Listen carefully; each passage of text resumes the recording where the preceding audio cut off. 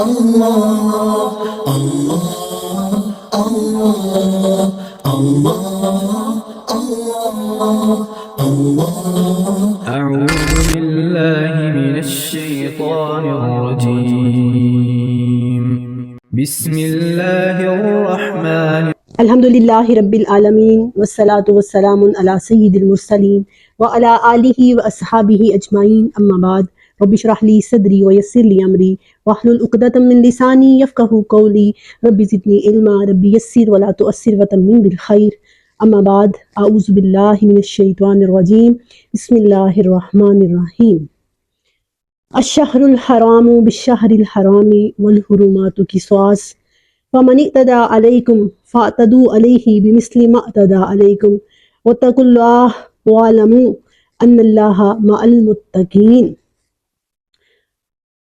السلام علیکم ورحمۃ اللہ وبرکاتہ۔ میری پیاری بہنوں، کیسی ہیں آپ سب لوگ؟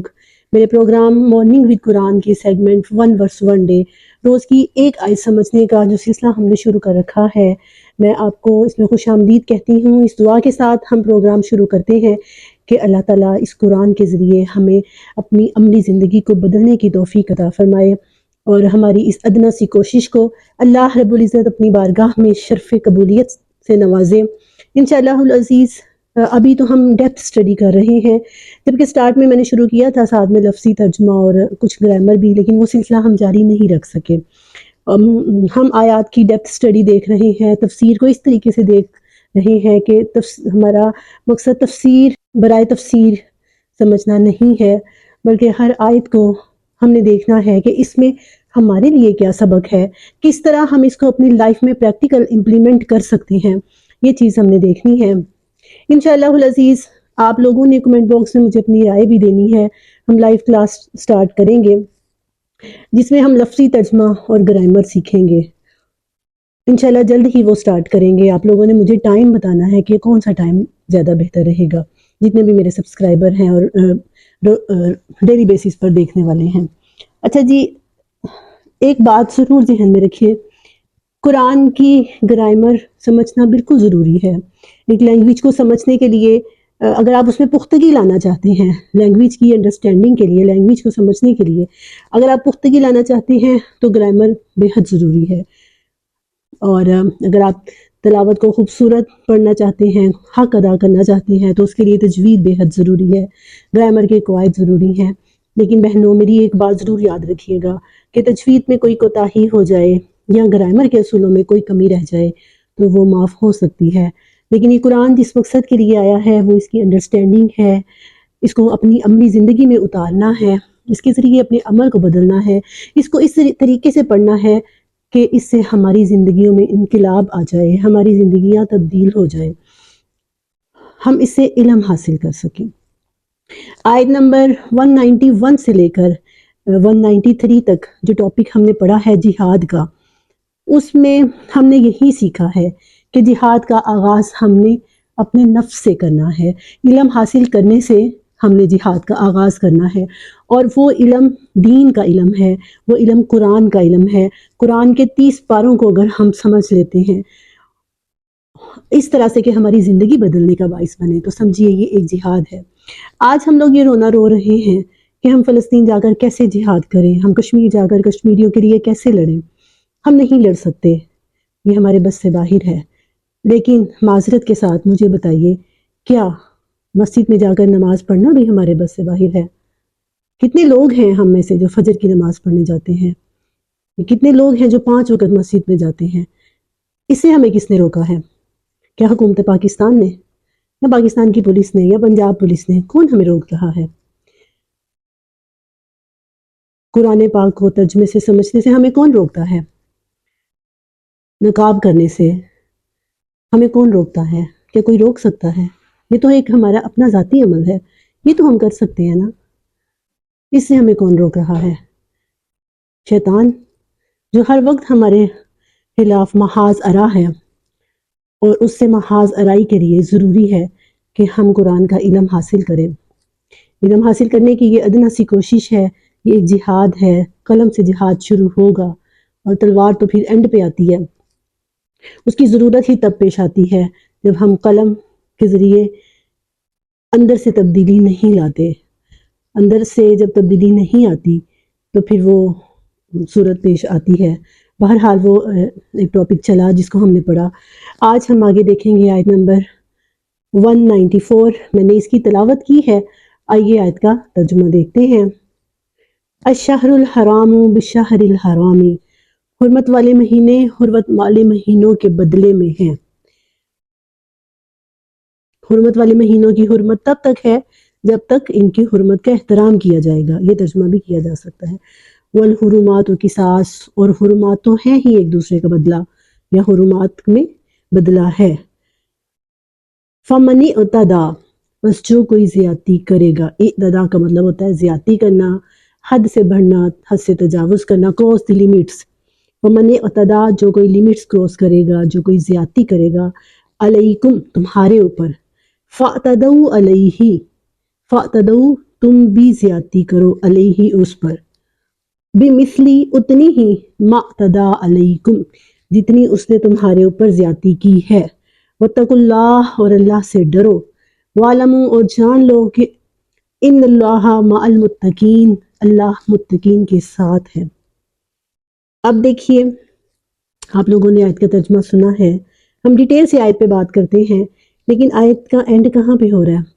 وَاعْلَمُوا، اور جان لو اور علم حاصل کر لو. تمہارے پاس اس چیز کا علم ہونا چاہیے. کس چیز کا؟ کہ ان اللہ مع المتقین، اللہ متقین کے ساتھ ہے. اور اس سے پہلے بھی کیا کہا؟ واتقوا اللہ، اللہ سے ڈرو.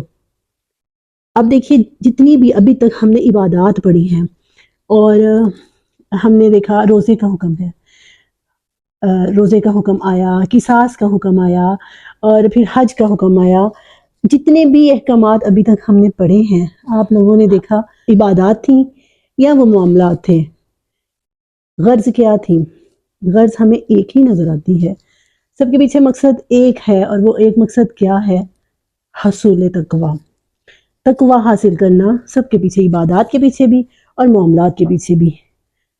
تقوی کے دو رنگ ہیں، ایک حقوق اللہ یعنی عبادات کے اندر تقوی، اور دوسرا حقوق العباد، معاملات کے اندر تقوی.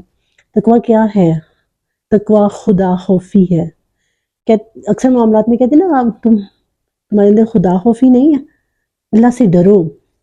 کئی معاملات میں یہ کہا جاتا ہے نا، کوئی غلط کر رہا ہو تو اس کو یہ کہا جاتا ہے کہ اللہ سے ڈرو. تقوی کا تعلق انسان کے دل سے ہے.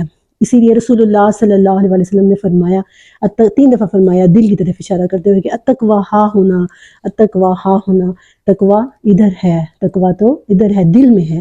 یعنی دل میں اگر خدا کا خوف نہیں ہے تو بظاہر آپ جتنی مرضی نمازیں پڑھیں، آپ روزے رکھیں، آپ نفلی روزے رکھ رہے ہیں، لیکن اگر ساتھ ساتھ کسی کا حق مار رہے ہیں، کسی کو دھوکہ دے رہے ہیں، جھوٹ بول کر کسی کی حق تلفی کر رہے ہیں، اور بظاہر ہم دیکھتے ہیں اور ہمارے ذہن میں یہ سوال آتا ہے، اکثر یہ سوال کیا جاتا ہے کہ اللہ تعالیٰ تو فرما رہا ہے کہ ان اللہ مع المتقین، اللہ متقین کے ساتھ ہے. اور پھر اللہ فرماتا ہے کہ وَمَن يَتَّقِ اللَّهَ يَجْعَلْ لَهُ مَخْرَجًا، جو اللہ سے ڈرتا ہے اللہ اس کے لیے مخرج بنا دیتا ہے، مشکل سے نکلنے کا راستہ بنا دیتا ہے. تو پھر اللہ کی مدد ہمارے ساتھ کیوں نہیں آ رہی؟ یہ دھوکہ دینے والے، یہ فریب دینے والے یہ کامیاب ہیں اور ہم کامیاب کیوں نہیں ہیں؟ اکثر یہ چیز ہمیں پریشان کرتی ہے. وہ کامیابی جس کے اندر خدا خوفی نہیں ہے، جس میں کسی کی حق تلفی ہوئی ہے، جس میں کسی کے ساتھ جھوٹ بولا گیا ہے، وہ وقتی اور عارضی ہوتی ہے. دراصل میں اللہ رب العزت نے اس بندے کو ڈیل دی ہوتی ہے، اللہ تعالیٰ اس کو ڈیل دے رہا ہے، اور وہ سمجھتا ہے کہ میں ٹھیک ہوں، میں جو کر رہا ہوں میں صحیح ہوں. اور ہم پریشان ہوتے ہیں، ہم کہتے ہیں کہ اللہ کی مدد ہمارے ساتھ کیوں نہیں ہے؟ اللہ کی مدد ہمارے ساتھ کیوں نہیں ہوتی؟ ہمارے اندر بھی تقوی کی کمی ہوتی ہے. اگر آپ چاہتے ہیں، اگر ہم یہ چاہتے ہیں کہ اللہ کی مدد ہمارے ساتھ ہو تو ہمیں اپنے دلوں کو ٹٹولنا پڑے گا. دل تقوی کا مرکز ہے. الا من اتى اللہ بقلب سلیم، کامیاب کون ہے؟ جو اللہ کے پاس صاف ستھرا دل لے کر آئے، تقوی سے بھرا ہوا دل لے کر آئے. اللہ تعالیٰ نے سورۃ نحل میں فرمایا ہے کہ ان اللہ مع الذین اتقوا والذین هم محسنون، کہ اللہ ان کے ساتھ ہے جو تقوی کی روش اختیار کرتے ہیں، وَهُمْ مُحْسِنُونَ، اور وہ محسن ہیں، احسان کرنے والے ہیں. احسان کرنے والے کیا مطلب؟ فوراً کسی نے ان کے ساتھ ان کی حق تلفی کی ہے، ان کے ساتھ ظلم و زیادتی کی ہے تو وہ فوراً بدلہ نہیں لینے لگ جاتے. محسنون ہیں، وہ نیکی کرنے والے ہیں. اور پلاننگز، آپ کے خلاف پلاننگز، آپ کے خلاف غلط ہتھ کنڈے کوئی آج سے استعمال نہیں ہو رہے، ہمیشہ سے ہوتے آئے ہیں. ہمیشہ سے پلاننگ اینڈ پلاٹنگ انسانوں کے خلاف ہوتی چلی آئی ہے. لیکن اگر وہ ان پلاننگز اور پلاٹنگ کا حصہ بن جائے، وہ بھی ایسے ہی منصوبے بندیاں بنانی شروع کر دے، وہ بھی یہ سب کچھ کرنا شروع کر دے، پھر تقویٰ کہاں گیا؟ پھر اللہ پہ بھروسہ کہاں گیا؟ اگر اللہ کی مدد چاہیے تو پھر تقویٰ اپنانا ہوگا اپنے معاملات کے اندر، اپنی عبادات کے اندر، کہ میرا اللہ بہتر کرے گا، اور اللہ ضرور بہتر کرتا ہے. آج ہم نے آیت کو اینڈ سے شروع کر لیا ہے کیونکہ آیت ختم یہاں پہ ہو رہی ہے نا، کہ وَاعْلَمُوا أَنَّ اللَّهَ مَعَ الْمُتَّقِينَ، جان لو اللہ متقین کے ساتھ ہے. لیکن تقوی کے لیے بھی ایک شرط رکھی ہے، اور وہ کیا ہے؟ علم کا ہونا ضروری ہے. تقوی کے لیے بھی علم کا ہونا ضروری ہے. انما یخشی اللہ من عبادہ العلماء، اللہ سے صحیح معنوں میں کون ڈرتے ہیں؟ عالم لوگ، جن کے پاس علم ہوتا ہے، صحیح علم ہے جن کے پاس. تقوی کے لیے بھی علم کا ہونا ضروری ہے.